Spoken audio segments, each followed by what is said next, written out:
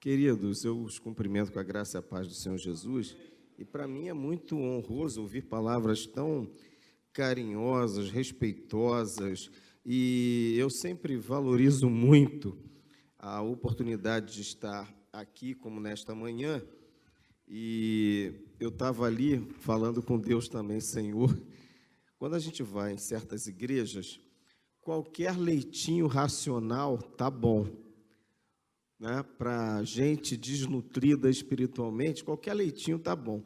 Mas em igrejas como essa, em que vocês têm palavra de Deus continuamente para fortalecê-los, e uma igreja que evidencia a sua saúde espiritual até pelo crescimento, né?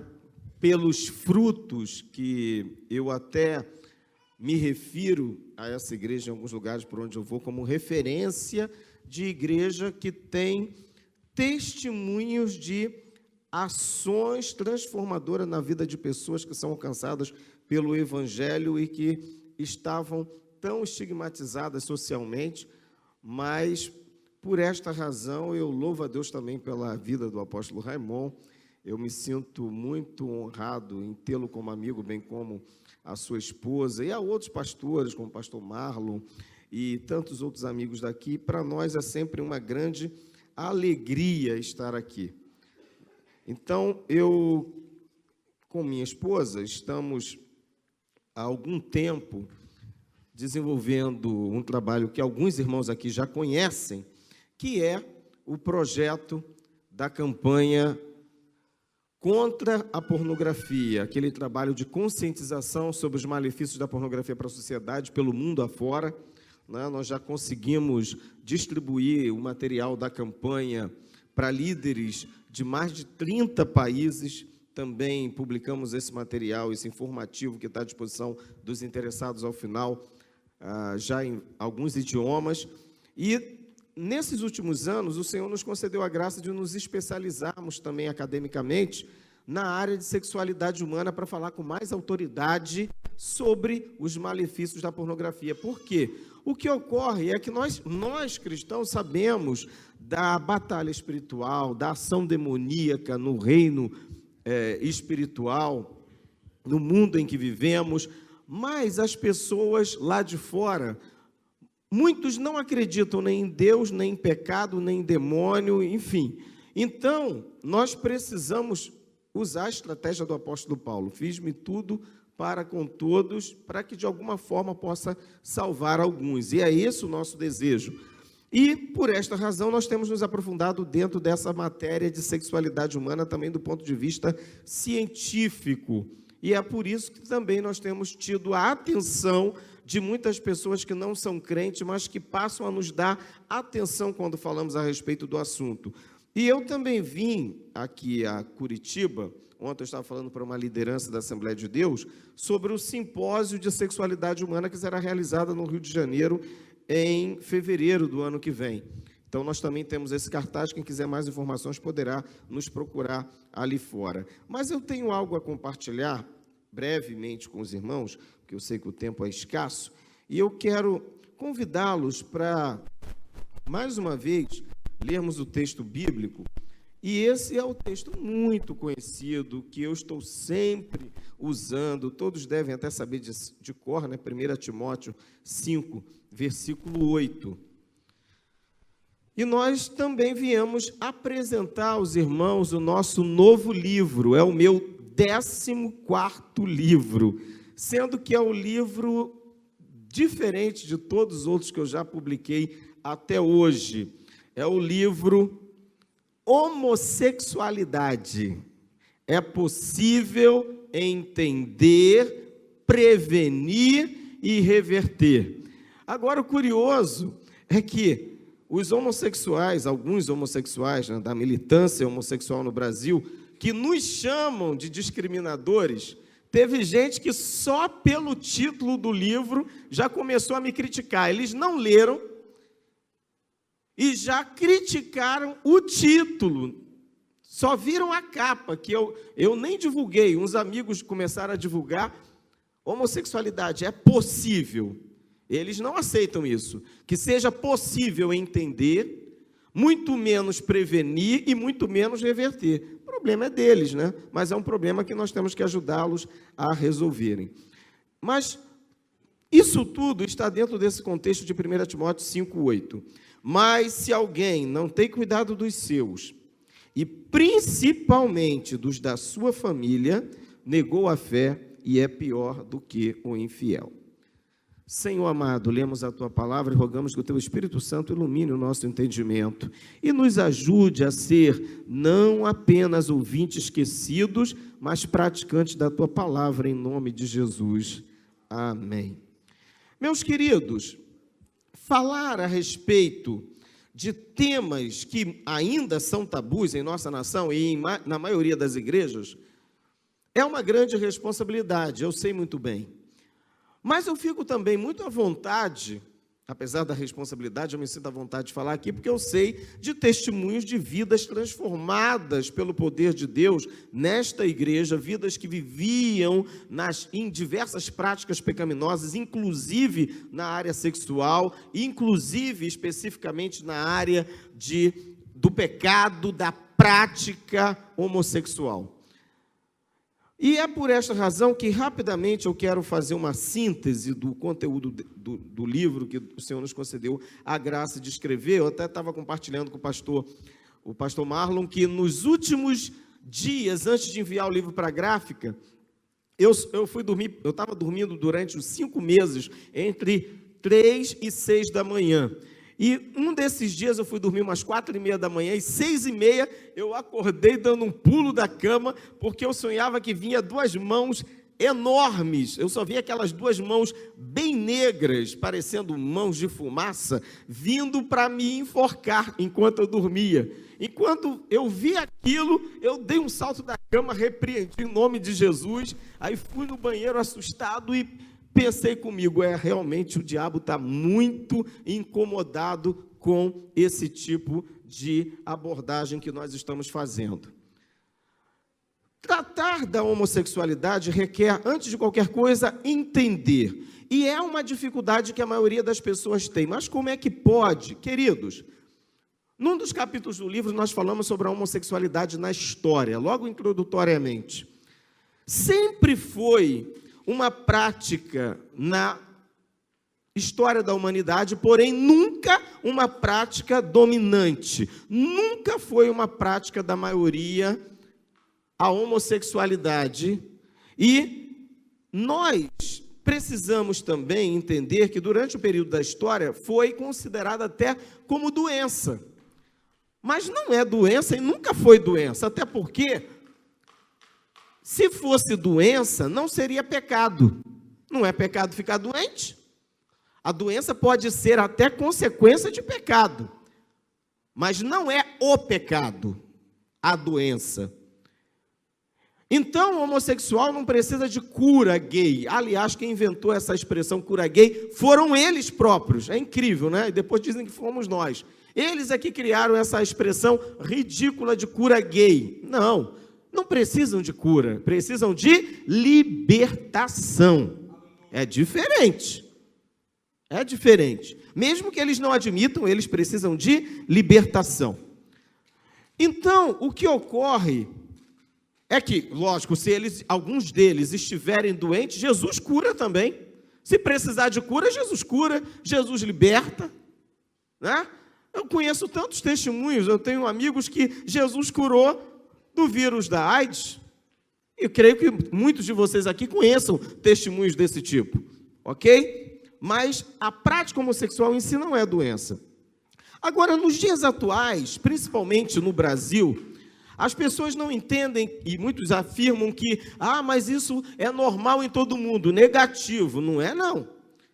Tudo bem que na maioria dos países seja simplesmente aceito passivamente, mas ainda hoje é uma prática ilegal em 86 países, e em 7 países é condenado à morte qualquer homossexual. Ontem eu recebi um convite do pastor presidente da Assembleia de Deus de Guiné-Bissau, para estarmos lá no ano que vem ministrando para casais, para famílias. Só que ele falou que sobre a homossexualidade lá não tem problema, porque simplesmente passa um rodo. Ou seja, Apareceu algum homossexual, morre. É simples assim. E dizem que no Brasil eles sofrem perseguição. Que perseguição? Já que a igreja está cada vez mais orientada a amá-los, respeitá-los, recebê-los com carinho e amor, para compartilhar com eles da mensagem de amor, de esperança e de salvação, que é a mensagem do Evangelho. Agora, nós precisamos entender até o significado das palavras. Se você perguntar para uma pessoa o que é homossexualidade, a maioria vai responder de uma forma clássica. Os que já ouviram esse conceito clássico, e até crentes, só que para o crente esse conceito clássico está equivocado. Homossexualidade, alguém poderia dizer de uma forma muito rebuscada, é caracterizada pela atração sexual por pessoa do mesmo sexo. É assim que você define na mídia, você encontra a definição na mídia. Mas para o cristão isso está insuficiente, incompleto. Por quê? Porque se fosse apenas a mera atração, também não seria pecado. Então, quando alguém diz que homossexualidade é atração, reticências, já está dando margem para se entender que não é pecado. Como assim, pastor? Porque a Bíblia diz lá em Tiago, capítulo 1, a partir do versículo 13, que cada um é tentado quando... Primeiro, atraído. Então, a atração não é pecado, é o primeiro passo da tentação. E tentação não é pecado. Jesus foi tentado em tudo, mas sem pecado. Então, não é só atração, é atração e muito mais. Então, o conceito está equivocado. Incompleto, pelo menos. Você está entendendo como é perigoso nós irmos na onda da mídia, na onda do sistema mundano? Quem é que apresentou esse conceito? Com certeza não foi um crente. Foi um movimento homossexual. E nós vamos embarcando, muitas das vezes, em cima de muitos conceitos. E a igreja, muitas das vezes, não percebe que está sendo manipulada pela mídia, iludida pela mídia. E alguns falam equivocadamente determinadas questões de cima do púlpito. Quer ver outra coisa? Homofobia. Queridos, no Brasil, nós estamos deturpando até o significado lógico da língua portuguesa. No Brasil, homofobia é sinônimo de violência contra homossexuais, intolerância contra homossexuais. E não é isso, homofobia. Fobia significa medo. E homo refere-se a pessoas iguais, pessoas do mesmo sexo. Medo de pessoas do mesmo sexo. É como se eu tivesse medo do apóstolo Raimundo e ele medo de mim. Seria homofobia isso. Um com medo do outro. Isso é homofobia.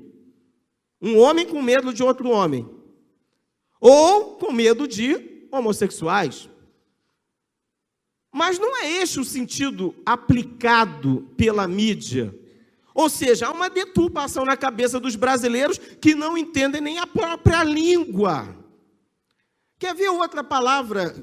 Por isso que eu preparei um capítulo específico sobre conceitos da homossexualidade. Outra palavra que eu acho um absurdo de no Brasil ela ter sido equiparada à homossexualidade. É apresentada na televisão, até na igreja, como sinônimo de homossexualidade. É a palavra homoafetividade. Gente, o que tem a ver afeto entre pessoas do mesmo sexo com práticas eróticas ou sexuais entre pessoas do mesmo sexo? Por exemplo, é por isso que eu tenho ido a algumas convenções, alguns pastores ficam lá durante a convenção conversando, quando eu digo assim: ei, senhores, eu quero declarar que eu sou um pastor homoafetivo. Na hora, todo mundo para e olha para mim. Como é que é? O pastor está dizendo que é gay? Não, eu não sou gay, não sou homossexual, eu sou homoafetivo. Como assim? Eu vou explicar, é isso. Por isso que o povo fica meio perdido muitas das vezes, no entendimento. Eu sou do sexo masculino, eu sou homem. E aí quando eu digo, eu sou homem e gosto de homem. Como assim? é gay, é um pastor homossexual. Não, eu gosto de um homem, pastor Raimundo. Por quê? Porque eu sou homem, eu tenho que gostar de mim, eu tenho que me amar. Porque a Bíblia diz que eu tenho que amar o meu próximo como a mim mesmo.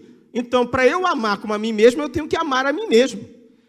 Eu quero ter uma vida saudável, eu quero ser bem-sucedido, então eu quero desejar o mesmo para o meu próximo, independente de ser do mesmo sexo que eu ou não. Então, eu gosto de homem, meu filho é homem, meu pai é homem, só tenho irmãos homens, e eu gosto de todos eles, então eu gosto de homem. Eu os amo, inclusive. E eu tenho afeto por eles. Eu abraço meu filho, eu beijo meu filho. Eu encontrava meu pai na rua, o tempo todo que ele estava vivo, abraçava, beijava, pedia a benção, beijava a mão, beijava o rosto, ele beijava a minha mão, beijava o meu rosto, nos abraçávamos. Isso é afeto. Afeto entre pessoas do mesmo sexo. Eu tenho amigos de infância, mais chegados que um irmão. E a Bíblia fala disso, amigo mais chegado que um irmão. O que é isso? Afeto entre pessoas do mesmo sexo. Davi e Jonatas, afeto. Jesus e seus discípulos, afeto. Noemi e Ruth, afeto. Nada de pecado sexual, não tem nada de prática erótica aí, é amor fíleo, amor estorge, até amor ágape, nada de amor eros, que é reservado, ou que deve ser reservado exclusivamente para o contexto conjugal. Sexualidade, prática, cópula, é reservado ou deve ser reservado exclusivamente para o contexto conjugal e ponto final. Agora, quando eu digo que homoafetividade é sinônimo de homossexualidade, é uma grande incoerência. Quer dizer que só porque eu abraço meu filho, eu beijo, eu amo meu filho, eu tenho afeto pelo meu filho, nós dois somos gays? O que isso tem a ver? É uma loucura. E quem promove isso no Brasil é o próprio Satanás, porque ele é o pai da mentira. Eu não aceito, caiu no senso comum. Eu não estou nem aí para esse senso comum fundamentado numa mentira diabólica. E é por isso que muitos filhos de crentes estão sendo induzidos a práticas homoeróticas ou homossexuais na escola. Por quê? O menino está crescendo, como eu passei por isso também. Eu tinha 8 anos, tinha meus coleguinhas com 8 anos, com 10 anos, com 12 anos de idade. Até hoje são meus amigos. Eu nunca nem pensei em dar um selinho em nenhum deles. Do sexo masculino, não, mas das meninas eu pensava. Pensava. Agora eu não penso mais, não. Agora só de vez em quando eu sonho, mas não penso. Porque o sonho é inevitável. Mas eu conto tudinho para minha esposa. Sonhei que eu estava dando um beijo na fulana. Eu conto tudinho. Sonhei que eu estava tendo um caso com cicrana. Graças a Deus, nem em sonho eu sonho com homem. Graças a Deus. Mas, enfim. O que ocorre, queridos, é que na infância, a criança vai desenvolvendo a sua sexualidade e é óbvio que ela tenha um sentimento de amor e de carinho, principalmente se ela não tiver irmãos. Porque hoje em dia é muito normal o primeiro filho ficar sozinho por muitos anos, só depois de muito tempo nascer um irmãozinho, quando nasce, né? Porque às vezes os casais ficam só com um filho. E aí a criança fica, poxa, eu gosto tanto do fulaninho. Aí vem um filho do Satanás, como professor ou como outro coleguinha, e diz, vocês dois são muito amigos, vocês devem ser homossexuais. Tem que tirar a dúvida para saber se são ou não são homossexuais, dando um beijo um no outro na boca, fazendo umas carícias sexuais um no outro. Se vocês gostarem, vocês são gays, não tem jeito, vocês nasceram gays, e ponto final. É isso que tem acontecido. É uma loucura. Por quê? Não, vocês são muito afetuosos um com o outro. E tem gente, inclusive ontem eu fui questionado, pastor, não é perigoso 2 meninos ficarem muito amigos? Desde quando a amizade gera homossexualidade? Aí sim, de certa forma, isso é uma manifestação de homofobia, porque a pessoa fica com medo. Tem gente com medo de ser gay, ou de virar gay, ou de que o filho seja gay. Queridos, a gente tem que entender melhor a situação. Pois bem, há muitas palavras que precisam ser melhor entendidas, tá? Mas eu quero já passar para a parte onde eu quero dedicar um pouquinho mais de tempo, que é os fatores da homossexualidade. No capítulo do livro eu falo que ninguém nasce homossexual. Não interessa quem você ouviu dizer que a pessoa nasceu gay. Ah, mas o próprio rapaz que eu conheço que é homossexual, ou a menina, ela diz que desde que ela se entende por gente, ela é homossexual. E desde quando ela se entende por gente? Desde que idade? Você lembra de quando você tinha... Quem lembra de quando tinha 3 anos de idade aí? Levanta a mão. Alguém lembra de quando tinha 3 aninhos? Alguém lembra de quando tinha 2? De quando tinha 1 ano? Não. Mas olha, muita coisa acontece em 3 anos. Muita coisa acontece na vida de uma criança nos 3 primeiros anos de vida. Ela vê muita coisa, ela ouve muita coisa, ela sente muita coisa. Há crianças que sofrem abuso sexual nos primeiros dias de vida e até nas primeiras horas de vida. Teve uma denúncia de abuso sexual lá no Rio de Janeiro, que entre a sala de parto e o berçário da maternidade, a criança sofria abuso sexual pelo próprio pediatra. A criança vai lembrar disso? Não, mas haverá consequências para a vida dela. Ela pode não entender, mas ela vai ter consequências. Ninguém lembra do que acontece nos primeiros anos de vida. Mas o momento mais importante para a sedimentação da orientação sexual, segundo alguns especialistas, ocorre exatamente nos primeiros anos de vida.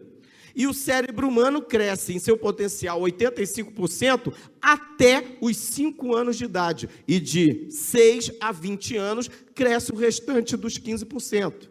Então, a potência de capacidade de assimilação de uma criança, desde o ventre, porque o cérebro começa a crescer desde o ventre. Mas depois que nasce até os 5 anos, cresce. E então tem uma capacidade extraordinária de assimilação. Portanto, se, por exemplo, ele está num ambiente onde o pai e a mãe estão brigando, xingando um ao outro, agredindo um ao outro, essa criança não é surda. Se não for surda, ela vai estar ouvindo. E vai estar com a sua sensibilidade muito maior do que nós imaginamos, assimilando boa parte daquela briga. E isso pode afetar, em vários aspectos, o seu desenvolvimento de personalidade no futuro. Então, quando, por exemplo, uma criança, como um pastor chegou para mim e falou: pastor, na minha igreja eu estou com um caso lá, um casal que tem um filho de 6 anos, o menino está efeminado com 6 anos. O que pode ser isso? E na época eu nem tinha iniciado a pós-graduação, mas eu fui conversando com o pastor, eu nem cheguei a avaliar diretamente os pais, mas conversando com o pastor, fui perguntando: será que não sofreu abuso? Não, os pais garantem, não, ele foi criado na igreja e tal. O que pode ser? Eu falei: bem, vamos ver. E a casa dele, como é que é? Ah, uma casa pequena, tudo bem. E o quarto dessa criança, como é?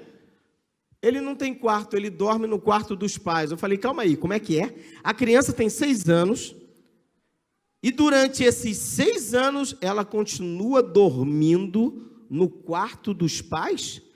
Então, ao longo desse período, quantas vezes ela ouviu os pais tendo relações sexuais? Certamente essa exposição é um dos fatores que podem ter sido relevantes para estimular ou despertar essa tendência. E olha, tendência não é determinismo, essa tendência para a homossexualidade. E tem que ser avaliado outros fatores, porque se ninguém nasce homossexual, a homossexualidade ela é desenvolvida desde a mais tenra idade. E existem fatores que favorecem esse desenvolvimento. E esses fatores variam de pessoa para pessoa, porque cada um tem uma vida exclusiva, bem individualizada. Nenhuma pessoa tem a mesma história de vida. Então, há muitos fatores, como o ambiente no qual a criança está vivendo, como eu falei, em relação a essa que vive junto com os pais e certamente viu e ouviu muito da convivência dos seus pais. Um dos fatores importantes é a estigmatização. Quando a gente fica, por exemplo, até de cima do púlpito, eu tenho tido o desprazer de ouvir colegas ridicularizando homossexuais, fazendo piada de homossexuais, é até o pior, colocando até na internet. É por isso que os homossexuais não vêm à igreja, porque eles acham que vão se sentir ofendidos em todas as igrejas, o que não é verdade. Então, a estigmatização de ficar ridicularizando, fazendo piada, chamando o menininho disso ou daquilo, ou a menininha, dizendo para a menina, você parece um garoto, e por aí vai. E lançando muitas das vezes palavras de maldição, porque essa estigmatização implica exatamente nisso. É um verdadeiro bullying, muitas das vezes praticado dentro de casa. Essa rotulação, essa maldição, acaba também influindo como um fator importante em relação a essa questão. O abuso sexual é outro fator extremamente relevante, tanto é que a maioria dos homossexuais, a maioria, não todos, mas a grande maioria foram vítimas de algum tipo de abuso sexual na sua infância, principalmente, e na adolescência. A questão da pornografia é outro fator importante, o despertamento para estimular precocemente o desejo sexual desde a infância. É outro fator importante, mesmo quando pais pensam que podem evitar que o filho se torne homossexual e por isso colocam o garoto, por exemplo, de frente de pornografia, pensando e falando para ele, você tem que gostar de mulher, eu não quero filho meu homossexual, e assiste esse filme pornô aqui comigo, e fica lá. Geralmente o tiro sai pela culatra. E o pai, ignorante, não imagina que o que ele está fazendo pode resultar exatamente no efeito contrário do que ele pretende. Então a precocidade sexual, mesmo quando no âmbito heterossexual, entre pessoas de sexo oposto, pode sim desencadear a homossexualidade ou a bissexualidade ou a polissexualidade no futuro, ou mesmo o desenvolvimento de tendências, de práticas de crimes sexuais por parte dessa então criança. Então, a pornografia sempre está envolvida nesse processo. A carência afetiva, ou seja, a ausência masculina, que é muito comum em decorrência do divórcio, que, aliás, no Brasil, ano passado, segundo dados do IBGE, divulgados na semana retrasada, bateu novo recorde. Novamente, 353 mil divórcios, só no ano passado. Graças a Deus, eu acho que aqui em Curitiba, as igrejas evangélicas não têm esse problema, né? Esse problema de divórcio no meio das famílias cristãs deve ocorrer só fora aqui do Paraná, né? Porque lá para cima, meu irmão, Rio de Janeiro e o restante, só misericórdia. Queridos, na minha igreja, eu fiquei horrorizado, eu soube recentemente que tem um pastor que está na 4ª esposa, e não ficou viúvo não, ele está na 4ª, 3 divórcios. E pelo visto não vai parar por aí, né? Vai continuar. Pastor da maior denominação evangélica do país. Isso é inaceitável, mas eu tenho dito nas reuniões desses pastores, talvez seja por isso que Deus ainda não me tirou da Assembleia de Deus, para eu poder ter voz para falar. É inadmissível, mas eles precisam saber, ter a consciência de que o divórcio é um dos fatores que contribuem sim para o aumento da homossexualidade no Brasil, especificamente. Porque a ausência do pai, lógico, graças a Deus agora foi aprovada a guarda compartilhada, dos males o menor, né? Pelo menos a guarda compartilhada ajuda a minorar isso, mas não resolve o problema, porque a questão também não é só o divórcio, é a separação, porque às vezes o casal não se divorcia, mas vivem separados dentro de casa, só vivem juntos, mas estão separados, só não oficializaram pelo divórcio, né? Então, essa ausência da presença masculina é mais grave como fator para o desenvolvimento, para o possível desenvolvimento da homossexualidade, do que a ausência da mãe. Eu não estou dizendo, por favor, preste atenção, eu não estou dizendo que todo filho de pais divorciados vão desenvolver a homossexualidade. Não é isso. Eu estou dizendo que os filhos de pais divorciados têm mais chance de desenvolver a homossexualidade. É isso que eu estou dizendo. Eu não estou dizendo que todo mundo que sofre abuso sexual vai desenvolver fatalmente a homossexualidade, não, mas a probabilidade aumenta muito mais. Eu não estou dizendo que todo mundo que é ridicularizado ou xingado, ou sofre bullying, ou estigmatizado, ou mesmo que recebe palavra de maldição, que ele fatalmente vai desenvolver homossexualidade. Não, mas sim que isso pode sim contribuir, aumenta a probabilidade, bem como a questão da exposição da pornografia. O vício pornográfico pode até desencadear na formação de criminosos sexuais. Não que vai, porque nem todos os viciados em pornografia são criminosos sexuais. Porém, via de regra, todo criminoso sexual é um viciado em pornografia. Ou, via de regra, você pode observar, você conhece algum homossexual? Porque é provável que sim. Porque hoje em dia todo mundo tem algum primo, alguém na família que é homossexual. E às vezes tem e nem sabe ainda. Nem sabe ainda. Porque a maioria dos homossexuais não parece que são homossexuais. Não se engana. Não se engane, porque há muitas pessoas que parecem, mas não são. E há outras que não parecem e são. Inclusive crentes. Inclusive pastores e esposas de pastores. Se prepara, porque a tendência de escândalos surgirem nos próximos anos no Brasil, ou aumentar esse tipo de escândalo, é muito grande. Então, você que conhece alguém, procura analisar, conversa com a pessoa e pergunta, vem cá, como é que é a sua relação com seu pai? Seja um homem ou uma mulher homossexual, não importa. Geralmente, homossexual, lésbica ou gay, enfim, eles têm problema com os pais. Nem todos, alguns têm um ótimo relacionamento com o pai, mas é raro. Geralmente, um homossexual sofreu abuso sexual. Geralmente, ele foi estigmatizado desde a infância. Geralmente, ele é filho de um lar conflituoso, mesmo quando o pai não é divorciado da mãe, os pais têm um histórico de relacionamento traumático, de agressividade, de desrespeito, de desestruturação familiar.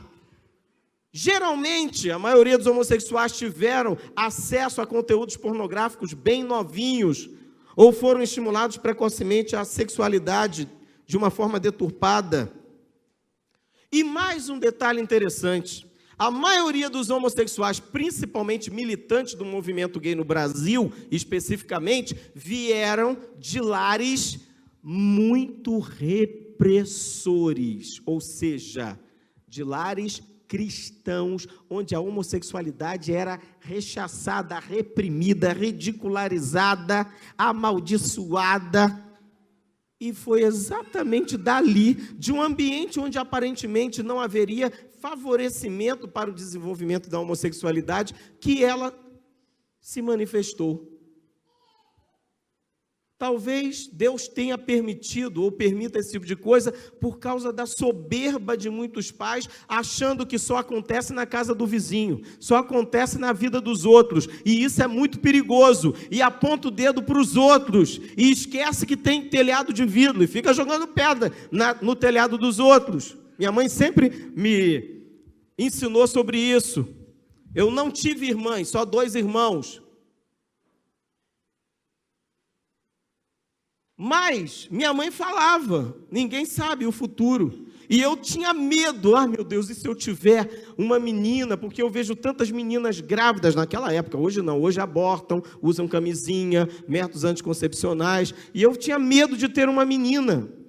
Graças a Deus, essa semana, dia 9 agora, minha filha completou 18 anos, já está no 3º período de Direito, e nunca namorou. Graças a Deus, Jesus é bom. Mas eu quero que ela namore, que ela case, que ela vá embora para a casa dela, com o marido dela, que seja homem de verdade, temente a Deus, e que seja uma bênção como pais dos meus netos. Mas eu me preocupo sobre como os pais do meu futuro genro está criando ele. Eu me preocupo como os pais da minha futura nora estão criando a minha nora para o meu filho de 13 anos. Isso é muito sério. Então, queridos, resumindo sobre esses fatores, o machismo e o feminismo também são 2 extremos que também acabam, de alguma forma, contribuindo para o desenvolvimento da homossexualidade no contexto social brasileiro. Portanto, nós temos muito que aprender e entender a respeito dessas questões. Se nós entendermos que são diversos fatores que podem, conjugadamente, dependendo de pessoa para pessoa, contribuir para o desenvolvimento da homossexualidade, é possível nós sermos preventivos, ou seja, cortarmos o mal pela raiz.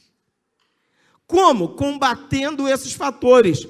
Combatendo a pornografia, combatendo o divórcio, combatendo a desestruturação familiar, combatendo a estigmatização, a ridicularização dos homossexuais, combatendo o machismo e o feminismo, combatendo o abuso sexual e prevenindo-o também. Assim nós estaremos prevenindo o aumento da homossexualidade e também sendo humildes.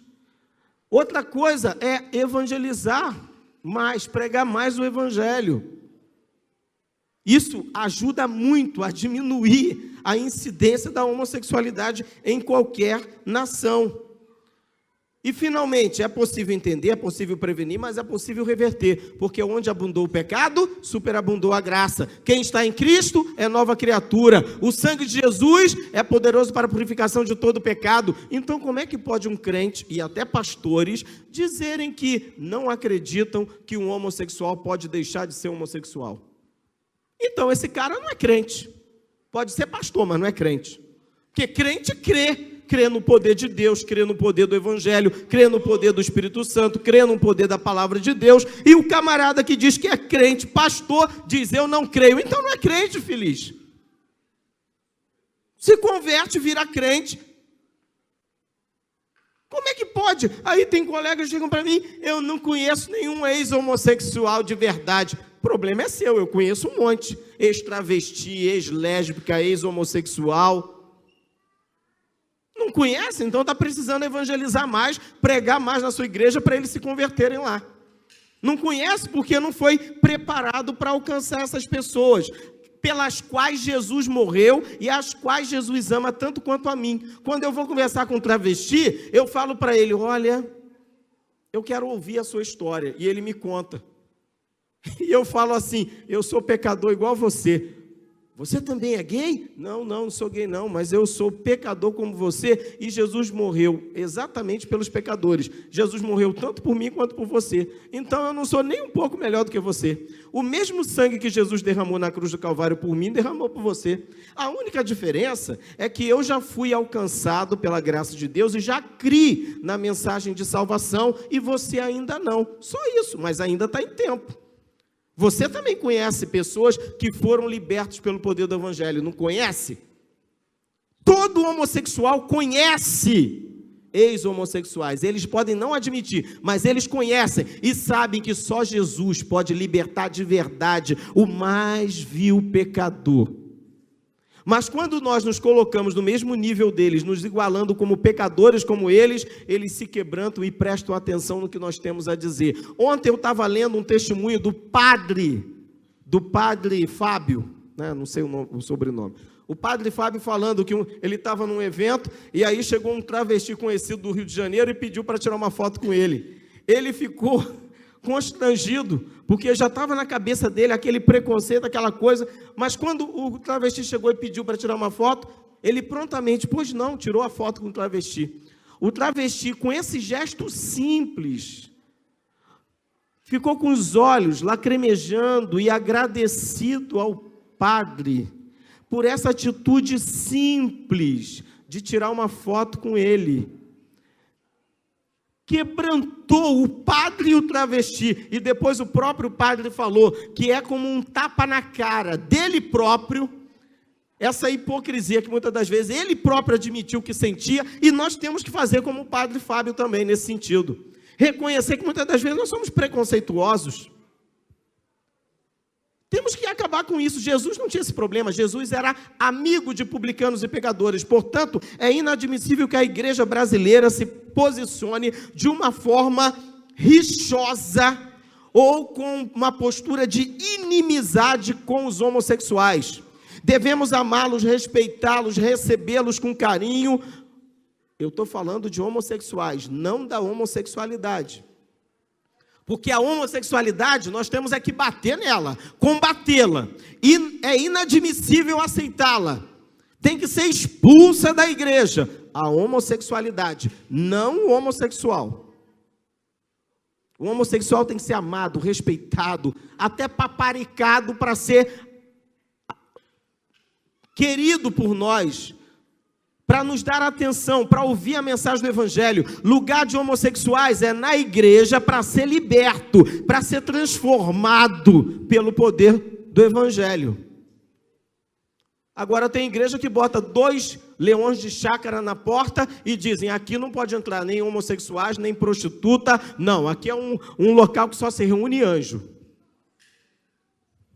Lugar de pecador é na igreja, para todo dia ser banhado pelo sangue de Jesus e pela água da palavra de Deus. É por isso que estamos aqui, sendo purificados todos os dias.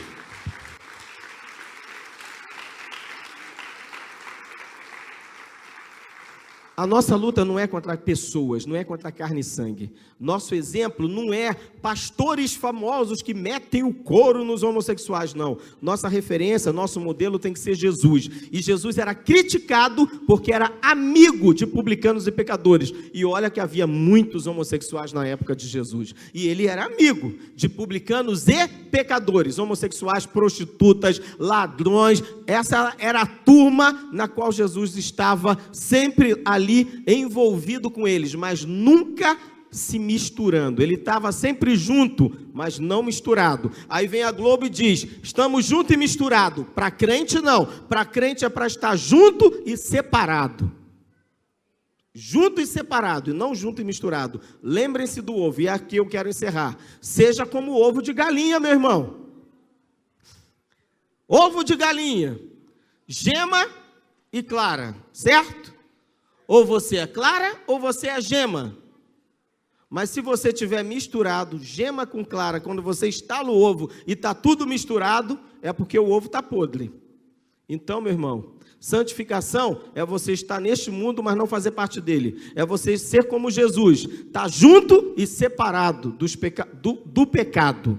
Junto com os pecadores, mas separado do pecado. Deus te abençoe em nome de Jesus, e se você desejar mais informações a respeito desses temas, nós estamos à sua disposição ali fora, e temos à sua disposição o livro Pais e Filhos, Superando o Conflito, que é um livro muito especial, que também fala sobre essa questão do abuso sexual, uso da internet, relacionamento entre pais e filhos, sexualidade conjugal, muito além do prazer, voltado especialmente para casais casados, e o livro novo, Homossexualidade é possível entender, prevenir e reverter, muito mais do que o que eu falei hoje, como a questão da igreja e a homossexualidade, a Bíblia e a homossexualidade e outros temas relevantes. E é um livro que não é ofensivo para os homossexuais, portanto você pode adquirir para presentear a qualquer amigo ou parente homossexual, ou dá de presente para os amigos do seu filho, é uma coisa que eu também costumo fazer, e assim você vai estar, além de evangelizando, contribuindo com o nosso ministério, e nós precisamos muito de ajuda. E eu peço, inclusive, que orem sobre esse convite que eu recebi ontem à noite para estar ministrando lá na África no ano que vem, e só o milagre de Deus realmente para nós estarmos lá, considerando que ano que vem nós vamos estar comemorando 20 anos de tempo integral no ministério, são 20 anos sem receber salário de igreja, então é só milagre de Deus, e por isso nós dependemos tanto da ajuda dos irmãos como na aquisição de nosso material. Muito obrigado pela atenção, pelo carinho de todos, pastor.